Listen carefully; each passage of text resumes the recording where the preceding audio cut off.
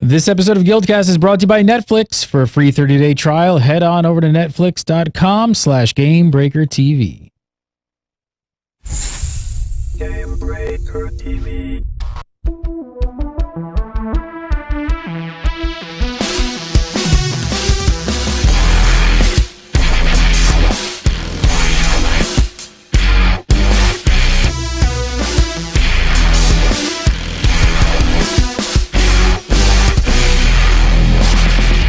Happy New Year, everybody. Welcome to GuildCast Episode 56 for January 2nd, 2013. You're watching GuildCast. This is Gamebreaker TV. I'm Gary Yen, and today we're all about the WDubs, talking major WDub action.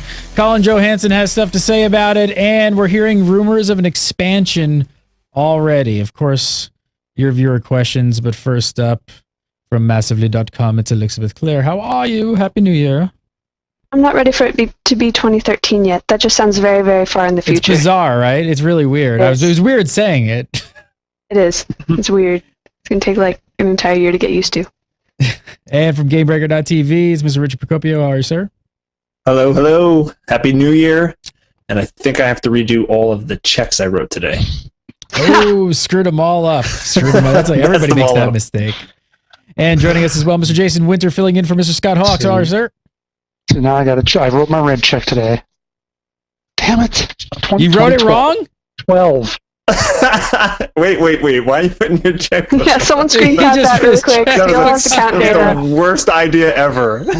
Here's my credit card too. You want to see the number for that? Everybody steal my money. First up, really quick, I got to mention the video game award show that we did the other day. Guild Wars 2 pretty much swept everything.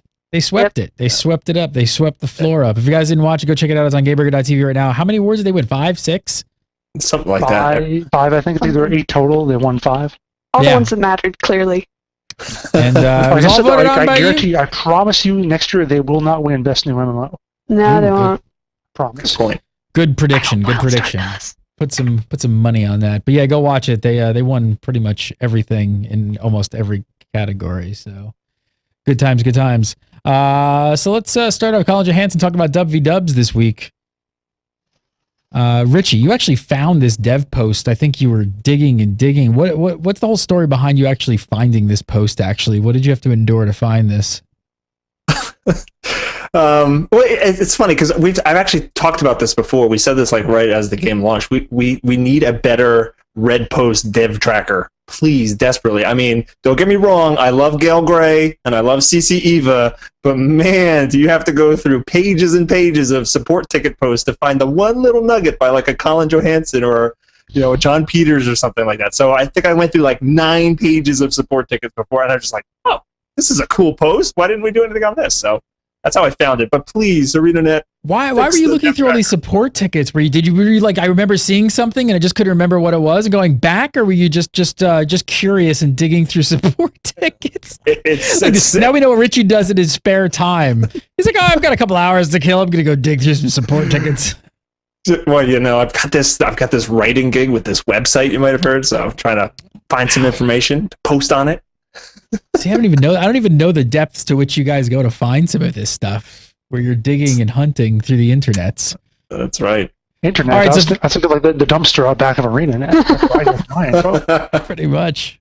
So he had this to say, which was really interesting. He says, it's worth noting, while they said we're not working on new versions of the home maps currently, they didn't say anything about new maps in general. Now, first up, really quick, just because this is pulled out of put this in context, let's make sure he's not talking about the home instance here, right? No, he's not. So he's talking about World vs. World. In December, a couple of the World vs. World designers, I think it was Matt Witter and Habib Lowe, I think, were sitting down and they were talking with someone about World vs. World, and people had questions because they said, hey, we're not working on any new homeworld maps, and Johansson just wants us to remember that doesn't mean there aren't any new maps possibly in the works, maybe hypothetically, theoretically. So we've got to go over this because that's like really, really big news. And I know we've all been waiting for like big WDub stuff to happen, and they've hinted at big changes coming, but I don't know. I definitely was not anticipating new WDub maps. Are you guys all pretty much convinced that that's what's coming? Well, I don't know why you would say something like that if that wasn't coming, because I mean that'd be very disappointing. Very disappointing. Yeah, I mean it's funny because Colin posted a link to the interview that Elizabeth was talking about, and like the comments started to go sour. It actually, he was trying to kind of like drum up some positive energy, and they were like, well, there's nothing new. What are you talking about? You're not even working on new maps or whatever. So he came in with that response. I think, and it definitely turned things around, and people started to get a little bit more excited. We've known that the February content update is going to be World versus World themed, so that we've known for a while now. But this was big news, and I'm super excited. I have no idea exactly how they're going to implement this or what it is, but I want it. That's my next question. How the heck is this going to work? I mean, do you think that they're just going to add more maps to the existing 4? Like, my brain is like, how? I mean, it wouldn't be that hard to just add another map, like another unique map, like Eternal Battlegrounds, I guess. Just have a 5th WV map. I wouldn't think you'd necessarily do another 3 copies of something else, but I mean, or maybe some other sub thing like the dungeon type place, maybe. But it would be interesting if they added just a new main, like 3-way map, kind of like Eternal Battlegrounds, because one problem they've had so far is that, especially in the beginning, people, because it was singular and unique, people thought Eternal Battlegrounds was like the one they needed to focus on, so they would kind of ignore Borderlands in favor of, everything has to be done on Eternal Battlegrounds. So if there were suddenly 2 maps there that were kind of shared between the 3 teams, it might create less emphasis on Eternal Battlegrounds as the be-all and end-all of World versus World. Maybe. Yeah. The other possibility is there's like a map rotation that they put in. It's still always going to be 4 maps, but every time you get a new matchup, they can put different maps in. Maybe the 3 Borderlands actually cycle through various maps. It's a little tricky though, because I mean they made the Borderland maps identical so that no server can go, oh, no fair, you got the best map this week, that's why you won. And so if they did change the Borderlands maps up, they would kind of need to stick to that. The 3 are always the same thing, and that's just a little weird. So it would be more thematic, I guess. Then it was like, oh, okay, we've got the lava board this week or the ice board this week, and I don't know. I don't know. There's a lot of possibilities with this. The other thing that's interesting is, are they going to maybe switch up the scoring system at all? Are they going to keep it the same? Especially if they add another map, a 5th map, they'd have to kind of figure out how that works. Or maybe the objectives on these won't actually be just capturing towers and keeps anymore. Maybe there's a whole different scoring mechanism that they can rotate in from week to week. So there's just so many possibilities. We just don't know. Now you're building up expectations. I know. Now you're just going to be so disappointed if it's just going to be another map. What would you guys prefer? What would you guys prefer? Would you prefer the rotating system or just added maps? I think I'd personally prefer rotating because it not only gives you interest from week to week, just a little bit of variety, but it also makes sure that on server matchups that aren't maybe as high population, aren't as heavily competitive, it's still going to be fairly easy to find a fight. Like right now, spread out over 4 maps, you might have to jump around between a couple Borderlands and the Eternal Battlegrounds before you find out where the real action's going on. So if they added a 5th map on top of that for a static rotation, it might be really difficult as the population spreads out more and more. I don't know. Yeah, I agree with that. It's just so big already, World vs. World is gigantic. Adding a 5th or a 6th map to that is like, whoa, where is everybody? And like Elizabeth said, not everybody's on a high population server, and it would make that would give a much bigger advantage to any server that had more population that they can spread themselves out more. So I'd prefer rotation as well. I haven't really thought this through, but is there any possibility of them doing anything with new maps and connecting them in a way with servers that aren't necessarily tied to that round? I don't know. Could they bring in other servers? I don't know. Could they even make it beyond just 3 servers, 3 on 3? I don't know. V-dub. Is that where you're going with this? That's where that would go, wouldn't it? I don't know. I'm just wondering You're saying like maybe if one server is like really far behind, they can get like a helper server to come in. Sort of. That's sort of what I'm wondering, and like add new maps in. And there's like a workflow through. I don't know. There's different ways that they could do it. I'm wondering if there's just something more up their sleeve than just the fact of, hey, we're just going to add new maps. Because I don't think that doesn't seem like anything that people have been complaining about or even looking towards. Like, are new WVW maps really something that's been like on players' minds? Doesn't seem like it. No. So I'm wondering if there's something bigger here. Like, I wonder if there's just something larger idea. I was just reading the rest of that thread that Colin posted, and it's like some of the people were like, "Oh, it's been 3.5 months on these same maps. We're tired of them already. Need new stuff." And then someone else comes in and says, "Dude, I played Dark Age of Camelot on the same map for like 6 years. Yeah. Get over it, youngins." Yeah, it doesn't seem like the maps are the issue. It seems like just that it needs some more mechanics and things behind it and reasons to play the maps, but I don't really know if the maps are necessarily the problem. That's why it's interesting that new maps are coming. Yeah, I agree. I don't think it's the maps. I think it's just, you know, some sort of variety, some sort of different objectives. So that's not the exact same thing week to week. You know, and I think maybe they'll put new maps in, and I'm hoping that the maps have these different objectives in it, so that it just totally shakes it up. And it's, you know, there's different objectives, different things to do, different events, and you know, I think we're going to be in for some surprises. Give us some more information. Come on. I'm wondering. And this is mostly on my mind because I just really recently hit 100% map completion, so I'm kind of thinking about it and things. But so when they added the South Sun Cove, I think it's called, map for the Karka Island update, it didn't actually count for map completion, and I'm wondering how much landmass they can add and not count for map completion. Like, does that make sense? It seems weird that they'd be talking about maps. They obviously can't make people like lose their completion status in order to go back and fill that out. But it's a weird thing that they're starting to come across more and more now as they talk about adding more and more maps. Yeah, I really hope that they button that up. I hope that they start making, not necessarily go back to the original achievement and make that bigger, but say like, you know, South Sun Cove or like Lost Shores map completion or something like that. Yeah, so that because that felt so empty. You know, I explored the zone and there was nothing to track it, nothing to say, hey, great job or anything. So I agree with that. There's actually a point of interest on South Sun that I never got to because I was like, it's guarded by like 18 ancient Kark and it's not going to get me anything, so I'll go back for it later. Yeah.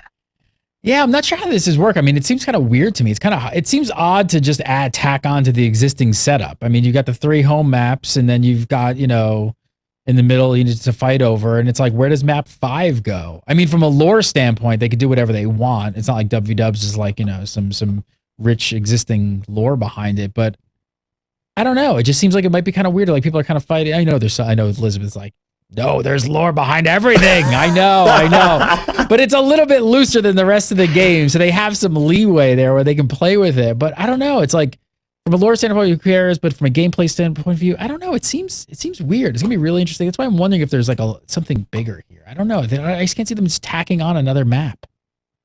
Yeah. And keep in mind, they also said that between January and February, there was going to be about an expansion's worth of content coming out. And so, you know, that, and then we know that February is World versus World patch. So this has got to be something big. This has got to be something big. This has got to be part of that whole expansion size updates we've been hearing about forever. It's got to. Yeah. Would they tier it? Would they tier WWs? Oh no. Would they start? Oh, no. Would they start tiering WWs and having like the best servers go against the best servers with new maps? Ascended gear. Is that possible? Am I completely off the rails? Like, what if like a different map based on where you are in the ranking? Yeah, like based on the leaderboard rankings. Oh, okay. Like everyone who's in the top like 3 competitions is suddenly on this map that's full of lava. No, I'm just saying there's more great. Let's kick the people that are down the ladder down further. It's like you can't even see these new special maps. Isn't it going to be weird if you just hit that and there's just another map on there? It's like, oh, we just stuck a map over here. All right, here you go. Go, play, romp around. Like, where did this come from? Why is this here? That's kind of what game companies do all the time when they have new PvP maps. And suddenly we found it's a new kill each other. In structured PvP, it totally seems like that. In WWs, there's something about it that just seems odd. I think there's a bigger play here. I think there's something we don't know about. And he goes on to talking some more. We're going to talk about in a little while about some more of the stuff behind WWs and what the team's been working on and how insane it is and how much work it is. And I think this is a lot bigger. And I'm now starting to come together of why we've been possibly waiting so long for some of this stuff to show rear its head. You know, we've been waiting for leaderboards and all kinds of things to happen. Maybe it's just because it's much larger than we all kind of are anticipating. Well, it's interesting you compare it to the structured PvP and say that it's different, because that's the exact reason I said maybe there's going to be different objectives, because I was kind of equating it to be the same, whereas every structured PvP map has the same ultimate goal. The secondary objectives are different. Maybe they just start putting that into World versus World. If you get this set of maps, all right, you still want to get the most points and take over the most points for, for your server. But, instead of just taking over keeps and towers, maybe, I don't know, you're trying to, I don't know. I'm failing to make anything creative come out of my mouth at the moment. But, you get the idea. They change up the objective so that it's something a little bit different than just castle warfare this time. We talked about a volcano. Maybe that'd be something where you could trigger a volcano to erupt and it wipes out one of the camps or something. There you go. That's what I want. I want mass destruction triggered by players. I want more info. Colin, he continued by talking about this. He said, also, I'll throw in that the work our WVW guys are doing on culling and progression systems are extremely large. These are feature systems unto themselves. For example, a lot of the culling work requires rebuilding almost entirely the way our game compiles, loads, and handles assets in general. And if you guys are unaware, what he means by I believe what he means by culling is that's how the game actually handles the amount of players on screen, right? Yes. Yeah, yes. It's that whole invisible army appearing out of nowhere. That happens in World versus World when there's a large number of people in the area. Yeah, it's a big issue. This statement sounds as if almost that. Am I reading too much of this? Thinking that when they built the whole system of WVW, they didn't realize maybe how big and massive this is going to be, and they actually didn't even kind of put it, or it came to them after the fact of even a larger idea of how to expand this, and it was a eureka moment, and it's oh my god, we have to keep working on this because the current build, the way we've coded this, just is not going to work.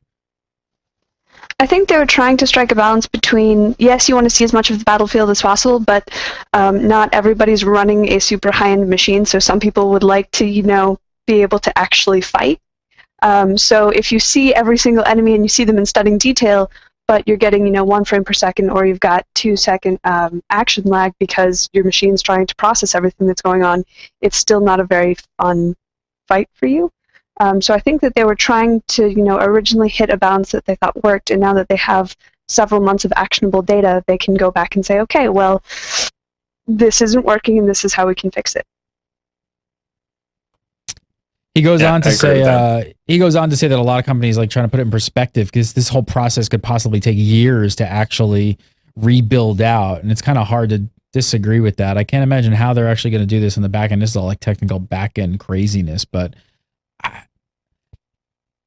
I gotta what do you think they went down what route? Why did you think they took this route? Do you think WVW wasn't really ready for launch, or do you think that post launch it kind of showed just a much larger, like I said, a much larger picture that they need to go back and basically rework how the whole system interprets everything that's going on the screen?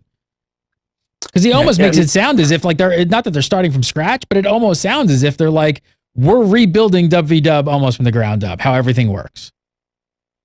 Yeah. It's really hard to kind of speculate what really happened there, because you have to imagine they're building this World versus World environment, and they've been touting for a long time. You can have hundreds of players on a map, so it's not a surprise to them that it was going to be very taxing and that this issue could kind of come up. So you got to kind of speculate that they prepared as best they could, and it wasn't good enough. And like you said, I think you might have brought up a good point. Maybe they figured something out post launch that to really make this work, here's how we overcome this technical hurdle. We didn't think of this before, but this is what we have to do it right, and now we're going to actually put the time in to do it.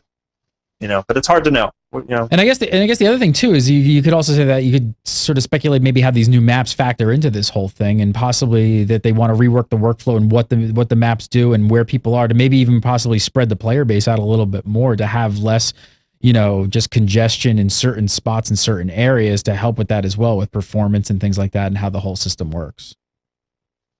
Yeah, but even so, people are going to probably stick to those big zergs that can go in and mow through castles. So even no matter how much space you have, I don't know that's going to have that big of a difference. Don't know. That's true. People do wander in packs quite a bit, a little bit. He also said major features require many month-long projects.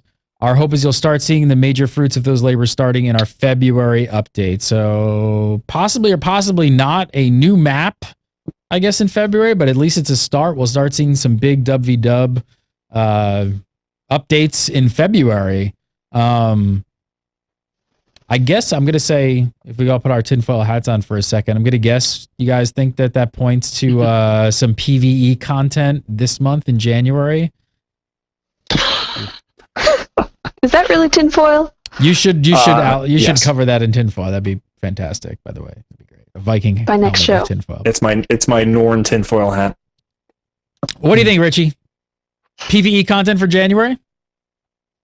For January, what I'm really hoping for January is a bunch of little things that add up to something big. But since it's supposed to be an expansion worth of content, I don't know. I could definitely see them doing maybe the dungeon revamp that they've been talking about, maybe adding a fractal or two, maybe adding like a bunch of dynamic events to South Sun Cove and actually making that a real area that people will want to go to besides just one Orichalcum ore node. Yeah, but I could definitely see them doing something more PvE focused if World versus World is coming in February for sure. What do you think, Jason? I'm just enjoying the ride. They'll do stuff. I'll play it. I'll get loot. Whatever. The only thing that, again, talking about WW or any changes there is, again, with Elizabeth, I also know going for a legendary, really hoping those tokens drop more. Much better rate on those. Just shamelessly dropping out. Like 500 of them, and I've got like 30. It's terrible. Daily chest runs in the jumping puzzle. Yeah. So in the theory that February holds kind of the World versus World side of things, I'd really like the PvE side of things in January to include quality of life improvements, like guesting, possibly additional story, whether that's in new zones, existing zones, added personal story, whatever. I really want them to add to the story of the world. Richie mentioned possibly going in and updating South Sun Cove. That would be a wonderful way to do that. So that's kind of my hope. Mostly guesting. I knew you were going to fit that in there. I knew you were going to go there. Get off this crappy Sanctum roll and their awful WW. Jeez, gotta go back to Blackgate. All right, Colin. You transferred? You transferred? He's a traitor. Because we're the cool server. He's a traitor. He's a traitor. I'll be back. I just had to help someone finish their cursed shore or something. Colin finished off with this. He said, you'll hear more details from our WW team once stuff gets closer to finalized and tested, but we think you're going to be thrilled with the stuff that's coming.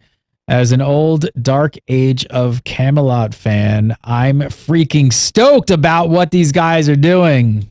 Any other old Dark Age fans here? Any idea what he could possibly be talking about? I don't know. I never played it.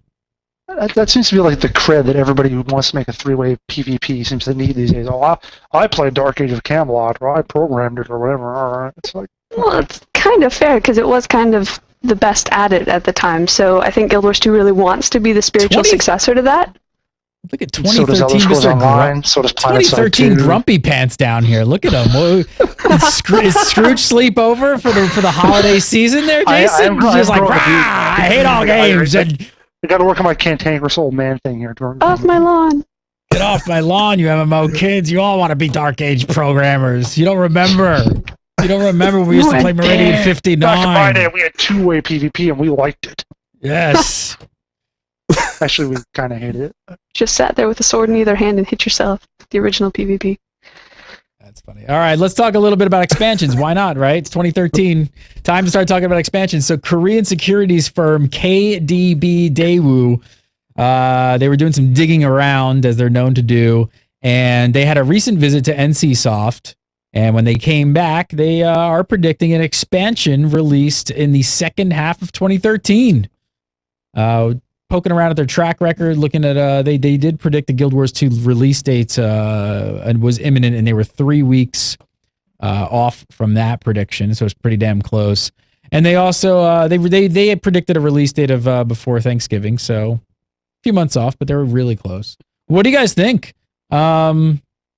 coming back? They think they got the goods? They think they got the goods from the NC Soft? Something's coming down the pipe? It sounds pretty solid to me.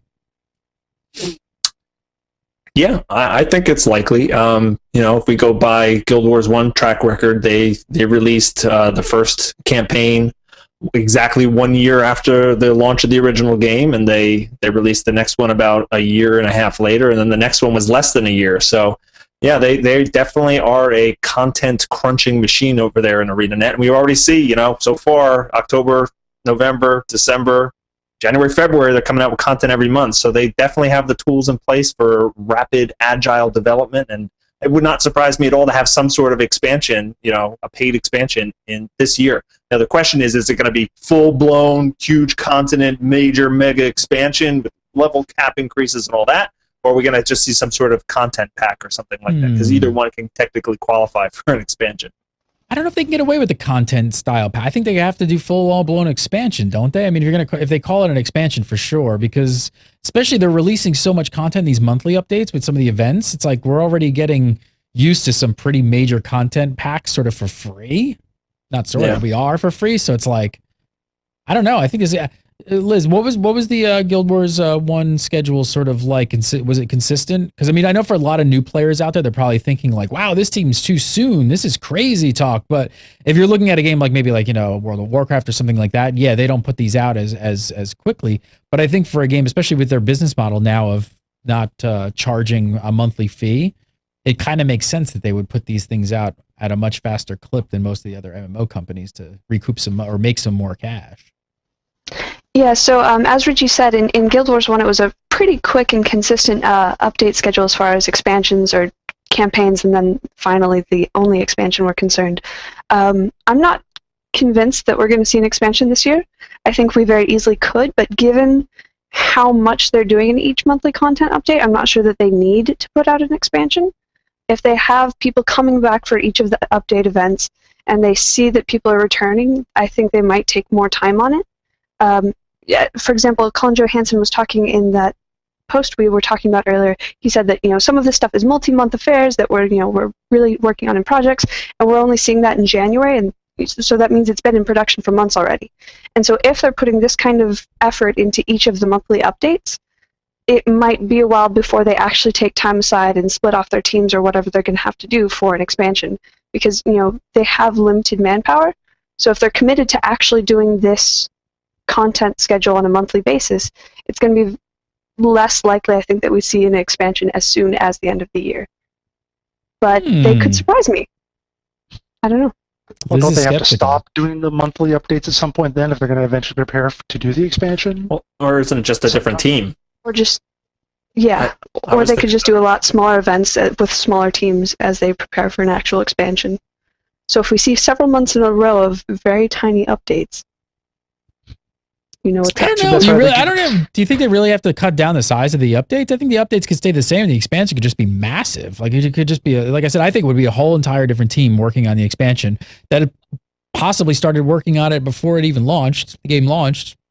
They were probably already building stuff for it. I don't know. I kind of think that we could possibly see this Christmas time, 2013, brand new expansion, $60, raise the level cap, the whole nine. I think it would make sense. It'd be a good time for it. Yeah. I mean, consumer goodwill would be through the roof. I mean, if they keep up with these consistent monthly patches of like, at the size that they are for free, and then in 2013 come through with a great, huge expansion. Absolutely.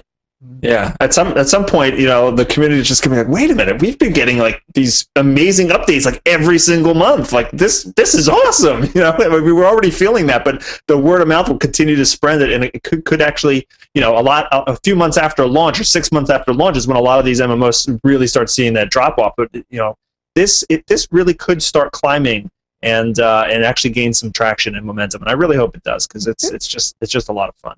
It's kind of like I wrote in the article, that I don't think the Daewoo guys went to NCSoft and someone walked in the door. They walked in the door and someone said, "Hey, by the way, we're doing a Guild Wars 2 expansion in Q3 or whatever." Right. What they did is they get presentations and they hear, okay, well, we expect profits to be this in Q1, Q2, Q3, and Q4. And they realize, well, why so big in Q3? And we're something doing, or whatever it is. Q4 was the big spike, whatever. So they wouldn't put on the sheet saying, yeah, we expect big profits in Q4 because of the Guild Wars 2 expansion. They might just say they expect it because of a project we are yet to be working on or whatever, something like that. So I'm calling it now. Q 2013 is when they drop the $1,000 monocle in the gem shop. That's what it is. You know what? Yeah. It's going to We're be gonna make so much money. We're gonna charge $1,000 for this monocle. It's gonna be great. $1,000 for the first mount. There you go. It'll just be some crappy, ugly horse, but it'll be a mount. Hobby horse. It'll be a hobby horse. It'll be like a Quaggan costume, and they have on their charts like Elizabeth Revenue. Elizabeth Revenue. Good work. All my money. It's on their charts. All right, let's do some viewer questions. But really quick, I want to tell you guys about a great deal we got going on with Netflix. That's right. Go over to netflix.com/GameBreakerTV for a free 30-day trial. If you guys have not done so, I don't know what you're waiting for. Get on over to netflix.com/GameBreakerTV. Sign up for your free 30-day trial. Get to try out their streaming service absolutely free for 30 days. Stream it to your Apple TV, Xbox, Wii, iPad, iPhone. I watched Chasing Amy the other night. I haven't seen that movie in years. Whatever happened to Kevin Smith? Did anybody know? I was kind of wondering that. He just like owns a comic book shop now in Jersey, doesn't he? Is that like all he has does? a show on AMC, doesn't he? Does he? The comic book guys? Is it like a scripted show? I have never watched it, but I see the advertisement all the time when I watch Walking Dead. It's probably good that you haven't watched Comic it. Book Men, that's what it is. Don't watch Chase. If you sign up for Netflix, don't watch Chasing Amy. That's all I gotta say. Because it's if you watched it back when it came out, it's not nearly as good as you might think it Didn't age well. No, I saw Clerks It's a few so years ago, bad. and I was just like, I like this. Clerks one. was okay, and it was like that was the time when like Kevin Smith and the whole indie scene was coming up, and they were like, "This guy's gonna be huge," and then he like did like flop after flop after flop, and it was like, "No, that's not gonna work." Chasing Amy, no, that didn't really work. Mallrats, that didn't really work. Open up a comic shop. All right, good. Moving on. Check it out. Free 30-day trial. Go check it out for yourself. Go over to netflix.com/GameBreakerTV. Sign up today. If you sign up, you get it free for 30 days. If you like the service, you sign up. It's like a monthly fee. I think it's like $8 a month. It's like nothing. It's super cheap, and it's awesome. I love Netflix. I'm still watching Breaking Bad. Yes, I'm still not done with it. I'll get there someday, Liz. I know you're giving me disappoint look, but I'll get there someday. I'm just glad you're going through that rather than Aliens. Yeah, it only took 2012 to get through Ancient Aliens. Yeah. I think there's a new season of Ancient Aliens coming on TV though. I gotta wait for it to come on Netflix because I don't watch TV. All right, so that'll be in 2015 when the expansion comes out. No. So what we did this week was we asked you guys, the community, what you guys thought about your thoughts on a possible expansion we're going to be for Guild Wars 2. So we want to see what you thought. So first up from Shirag Patel says, I want to say new races, but I'm almost certain that won't be the case. And I gotta wonder no why. supporting evidence. Well, I gotta wonder why. Why do you think he's so doubtful of new races? Like I'm totally saying new races. Why do you think he's doubtful? I don't know. I actually think new races are way more likely than new professions, just because balance is such a pain in the butt. So I would guess that we would see a new race before we saw a new profession, or at least we won't see professions without races. I don't know why he would think that would be so unlikely, especially if we open up new territories. I hope I get a new bike for Christmas, but I probably won't get one. I know. He's like, it's so sad. He's like, so defeated. He's so defeated. He's like, I'm almost certain that will not be Life the case. never gets me what I want, so I'm guessing this won't That's happen. what it is. I feel like when you call it an expansion, if we're going to get an expansion, nothing. The one of the things you have to have in the expansion is a level cap increase and some new races. So I played Lord of the Rings online for 5 years, and there's still just the same 4 damn races. Well, I was going to say, they kind of eschewed that with the only Guild Wars 1 expansion. There was no level cap increase, and there were no new races or professions. Right. Eye of the North just added new area, new story, new skills for existing professions. So they've already kind of thrown that out the window. I wonder if they'll be more traditional this time. Yeah, I mean, you kind of count Nightfall and Factions as expansions, sort of, because they had new professions. Technically, standalone, but still no new races. Well, yeah, because they only had the one. The issue with races in this is the personal story, right? You know, they have to add extra personal story and kind of weave that in somehow. And I don't know, it's a little unwieldy, but I definitely expect there to be new races at some point for sure. Using my extensive lore knowledge, I think eagle guys and polar bear dudes are probably, they look pretty decent as far as candidates, don't they? Those would be my guesses. The Right? Tengu and Kodan. Yes, what about manatee peoples? I just don't think Quaggan would work because it's so No. weird when they go into their rage mode. It's just like It's a it would really, skill, yo. It's it an would make elite me feel skill. very disconnected from my Quaggan. All right, next up from David Cross. Pretty funny dude. That Mr. Cross. He says, I think a new continent. They've already opened up new areas of the existing map with a monthly update. I wouldn't be surprised to see Dominion of Winds early this year. Maybe Cantha or Elonia. I'd love to see what's shaking in Cantha these days. So what do you think? Dominion of Winds is where the Tango are hanging out, right? Yep. Possibility? It's that walled off area. I think that'll. I don't know. I think we'll get that when we get the Tengu as a playable race, basically. Yeah, because that's going to be their starting. Their It's home. gonna be their, Yeah, it's gonna be their it's city. gotta be. Would you Yeah, guys be they happy? Would you be happy with Cantha? I would be ecstatic with Cantha, but I don't think we're ever going to see it. Really? Well, Explain that. before we do that, we have to kill all the dragons, like all of the dragons, because right now they've been entirely cut off for the last some 100 years. So we have to kill the dragons that are in there. We have to kill Bubbles before we can get to Cantha, and we haven't killed Bubbles yet. So What if we just kill Bubbles and then go to Cantha? Okay, then Bubbles is the first expansion, Bubbles but the that's still chimp? not Cantha Like for an Michael Jackson's chimp? No, New Bubbles race? the deep sea dragon. He's the only dragon that we know for sure that doesn't have a name, so he was affectionately called Bubbles by the fan base. Oh, I thought you were talking about Michael Jackson's chimp. Bubbles the chimp. No, sorry. Very famous. No, that would be weird. That would be weird. very weird. The other Just reason sitting over the sea. The other reason Cantha would actually be actually a quite interesting choice is I think with Guild Wars 2 expanding into Asia, right? That's true, but then you have the comparisons to MOP, which you don't necessarily want to do right away. But, you know, Cantha is cool. A lot of people loved it. It's not my favorite of the campaign worlds. I kind of preferred Alona, but yeah, it would be neat to kind of, you know, go and see all that stuff and how it looks and update it. I know the fan base. I don't know. I kind of see what you're saying there, Elizabeth. If we have to go through all of the Elder Dragons, we won't see it. But I think the fans really want to go to Cantha someday, and I don't know. I think they'll eventually let people go there again.